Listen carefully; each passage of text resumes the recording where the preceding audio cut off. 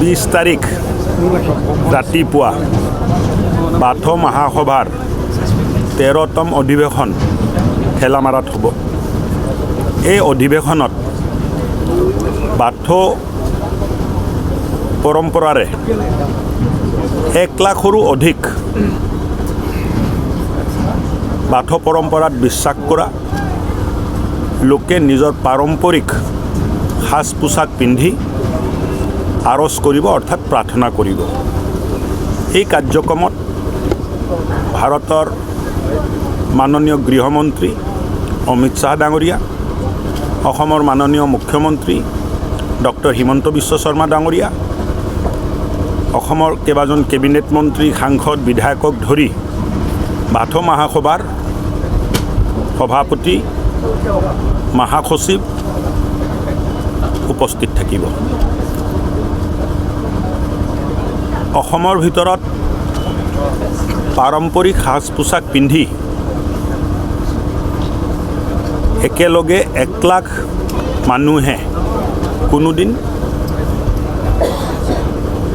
বাথৌ আৰজ কৰা নাছিল। এই প্ৰথম কাৰ্যক্ৰম ঠেলামাৰাত হ'ব, য'ত 1 লাখ মানুহে একেলগতে এই কাৰ্যক্ৰমত অংশগ্ৰহণ কৰিব।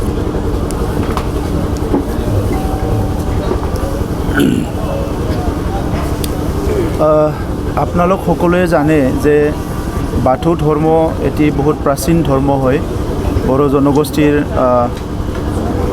এটা ধৰ্ম, আৰু সেই ধৰ্মটো বড়ো জনগোষ্ঠীৰ লোকসকলে আমি ক'ব নোৱাৰা টাইমৰ পৰাই এই ধৰ্মটো সকলো চলাই আহিছে। ইয়াৰ বিভিন্ন ৰীতি নীতিৰ মাজেৰে বড়ো জনগোষ্ঠী সদায় আগুৱাই আহিছে, আৰু আজিৰ বড়ো জনগোষ্ঠীৰ সংস্কৃতি, বড়ো জনগোষ্ঠীৰ সকলো যি জনগোষ্ঠীৰ ৰীতি নীতিবিলাক চব জীয়াই আছে এইটো বাথৌ ধৰ্মৰ কাৰণে। গতিকে আজি বাথৌ মহাসভাই এই বাথৌ যি ধৰ্ম, এই ধৰ্মটো সংস্কাৰ কৰি বৰ্তমানৰ সময়ত বড়োৰ লগতে বিভিন্ন বড়োৰ একেলগে বসবাস কৰা আমাৰ একে ক্লায়েণ্টছৰ বিভিন্ন গ্ৰুপে এইটো ফ'ল' কৰিব পৰাকৈ বাথৌ ধৰ্মটো আজি ৰিফৰ্ম কৰি লৈছে, আৰু ইয়াৰ ওপৰত বহুতখিনি গৱেষণা হ'ল, ইয়াৰ ওপৰত বহুতখিনি ছেমিনাৰ হ'ল, আৰু আজি বাথৌ ধৰ্ম বিশ্বৰ বুকুত সকলোৱে জানা এটা ধৰ্ম হৈ গ'ল। আৰু এনেকুৱা সময়ত এই বাথৌ ধৰ্মটো ভাৰতবৰ্ষত পপুলাৰ কৰাৰ কাৰণে আৰু বাথৌ ধৰ্মটোৰ প্ৰতি যিটো আমাৰ সন্মান, শ্ৰদ্ধা, এইটো চিৰযুগমীয়া কৰাৰ কাৰণে ভাৰতৰ গৃহমন্ত্ৰী অমিত শ্বাহ ডাঙৰীয়াক অহা 20 তাৰিখে যিটো গৌমা আৰজ বুলি কৈছে, মাছ প্ৰেয়াৰ, ইয়াত মুখ্য অতিথি হিচাপে আমন্ত্ৰণ কৰা হৈছে। আৰু ইয়াত অসমৰ মুখ্যমন্ত্ৰী ডক্টৰ হিমন্ত বিশ্ব শৰ্মা ডাঙৰীয়াও ইয়াত অতিথি হিচাপে উপস্থিত থাকিব, আৰু প্ৰায় 1 লাখ লোক ইয়াত একেলগে থাকি বাথৌ আৰজ কৰিব। চ' এই ঐতিহাসিক দিনটোৰ কাৰণে আমি সকলো বাট চাই আছোঁ, ভগৱানৰ ওচৰত প্ৰাৰ্থনা কৰিছোঁ সেই দিনটো যাতে ভালে ভালে পাৰ হৈ যায়। আফা বৰাই বাথৌৰ ওচৰত প্ৰাৰ্থনা কৰিছোঁ সেই দিনটো যাতে ভালে ভালে পাৰ হৈ যায়, আৰু এই কাৰ্যসূচীটো যাতে সফল হয় ইয়াৰ কাৰণে আফা বৰাই বাথৌৰ ওচৰত প্ৰাৰ্থনা কৰিছোঁ। আৰু এনেই মানে লাখ লাখ জনসাধাৰণ আহি আছে, তথাপিতো যিসকলে এই ঐতিহাসিক দিনৰ সাক্ষী হ'ব বিচাৰে তেখেতসকলে এই সভাত আহিব পাৰে, মই তেখেতসকলক আহিবলৈ আহ্বান জনাইছোঁ। এতিয়া এইটো অলপ ইফালে আনিব লাগিব। আৰু এটা কথা আছিলে, আমাক মানে আগৰ প্ৰেছ মিট এটাত কোৱা হৈছিলে বা ৰাইজে কৈছিলে যে যিটো ধৰ্ম, বাথৌ ধৰ্মটো এটা সুকীয়া মৰ্যাদা প্ৰদান কৰিবলৈ আহ্বান জনোৱাৰ কথা এটা ওলাইছিলে, সেই বস্তুটো ক'ব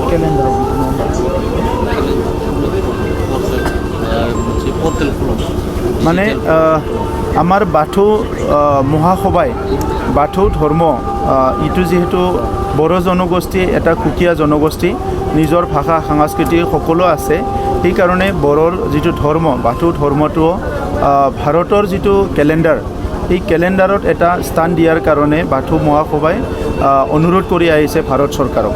গতিকে নিশ্চয় এই অনুৰোধটো এতিয়াও বাথৌ মহাসভাই ৰাখিব, আৰু আমি সকলো ৰাখিম যে ভাৰতৰ গৃহমন্ত্ৰী ডাঙৰীয়াক আমি সকলোৱে অনুৰোধ কৰিম যে অইন ধৰ্মবিলাকক যেনেকৈ এটা কেলেণ্ডাৰ থাকে ঠিক তেনেদৰে এই কেলেণ্ডাৰত বাথৌ যিটো ধৰ্ম ইয়াৰ কাৰণে এটা স্থান দিয়ে, ইয়াৰ কাৰণে আমি সকলো আহ্বান কৰিম। সকলো জানো যে আজিৰ সময়ত আধ্যাত্মিকতাটো বাদ দি পেলাই সুস্থ সমাজ আমি গঢ়িব নোৱাৰোঁ। এইকাৰণে আজি বিভিন্ন ঋষিমুনিবিলাক, বিভিন্ন গুৰুবিলাক, বিভিন্ন ধৰ্মীয় অনুষ্ঠানবিলাক সদায় ব্যস্ত হৈ পৰিছে যে নিজৰ ফলোৱাৰসকলক, যিসকলে ফ'ল' কৰে, যিসকলে বিশ্বাস কৰে, এইসকলক মানে কেনেকৈ ৰীতি নীতি সংস্কৃতিৰ লগত তেখেতসকলক মানে দীক্ষিত কৰাৰ লগতে আধ্যাত্মিকতাটো বহুত বেছি গুৰুত্ব দিয়া হৈছে। কাৰণ বৰ্তমানৰ সময়ত মানুহ ইমান ব্যস্ত যে সদায় মানুহৰ এটা টেনশ্যন আহে। এনেকুৱা সময়ত ধৰ্ম চৰ্চা কৰা, আধ্যাত্মিকতাৰ প্ৰতি সকলোৰে যদি অলপ জ্ঞানটো বাঢ়ে তেনেহ'লে সকলো সুস্থভাৱে থাকিব পৰা যায়, নিজৰ জীৱন, নিজৰ পৰিয়াল, সমাজখন আগুৱাই লৈ যাব পৰা যায়। সেইকাৰণে বাথৌ ধৰ্মটো প্ৰত্যেক মংগলবাৰে প্ৰেয়াৰ কৰা হয়, আৰজ কৰা হয়। প্ৰত্যেক মংগলবাৰে থানচালিৰ সকলো একত্ৰিত হয় আৰু ইয়াত আৰজ কৰা হয়। গতিকে আজি বাথৌ ধৰ্মৰ বৰ্তমান যিটো কমিটি আছে, তেখেতসকলৰ পেৰেণ্টছ যিটো কেন্দ্ৰীয় কমিটি, মেইন কমিটি, ইয়াৰ লগতে লাইমন বুলি কয়, লাইমন কমিটি, লাইমন আফাদ আছে, মাইনাও আফাদ আছে, মহিলা কমিটি, সকলো মিলি পেলাই, লগতে দেউৰীসকল আছে, সকলো মিলি পেলাই আমাৰ জনগোষ্ঠীটোক মানে কেনেকৈ সংস্কাৰ কৰিব পৰা যায়, বিভিন্ন ভুল চিন্তাৰ পৰা সঠিক চিন্তাত কেনেকৈ আনিব পৰা যায়, তেনেকুৱা কামবিলাক কৰি আছে। আৰু এইটো আজিৰ সময়ত অত্যন্ত দৰকাৰ বুলি মই ভাবোঁ। 2024-25 सेसन एबा बोसोरनि थाखाय doctor B R. Ambedkar allied health institute फसंथानाव एनएम आरो डिप्ल'मा इन मेडिकेल लेबरेटरी टेक्निशियाननि एडमिशन एबा मुं थिसननाया सोलिगासिनो दं। फरायसाफोरनि मिजिंखौ जाफुंसार होनाया जोंनि मोनसे गिदिर थांखि। एनएमनि बिजाथिया थाखो 10 आरो मेडिकेल लेबरेटरी टेक्निशियाननि बिजाथिया थाखो 12 उथ्रिसार जाब्लानो जागोन।